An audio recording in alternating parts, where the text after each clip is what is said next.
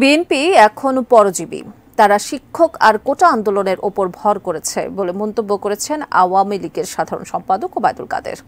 বুধবার বিকেলে সাভারের হেমায়েতপুর বাস স্ট্যান্ডে ঢাকা জেলা আওয়ামী লীগ উদ্যোগে আয়োজিত আলোচনা সভায় এ মন্তব্য করেন তিনি। ঢাকা জেলার আওয়ামী লীগের সভাপতি ও ঢাকা ২০ আসনের সংসদ সদস্য বেনজির আহমেদের সভাপতিত্বে আলোচনা সভা আরও উপস্থিত ছিলেন প্রধানমন্ত্রী বেসরকারি শিল্প ও বিনিয়োগ উপদেষ্টা সালমান এফ রহমান, সাবেক মন্ত্রী অ্যাডভোকেট কামরুল ইসলাম ও মোহাম্মদ সাইফুল ইসলাম এমপি সহ অঙ্গ সংগঠনের নেতাকর্মীরা। এ সময় ওবায়দুল কাদের আরও বলেন, দুর্নীতির বিরুদ্ধে ঐক্যবদ্ধভাবে লড়বে আওয়ামী লীগ।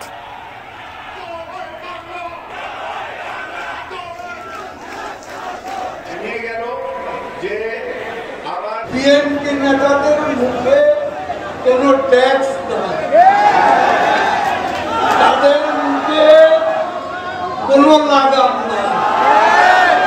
বিএনপি হচ্ছে বেপরোয়া চালক।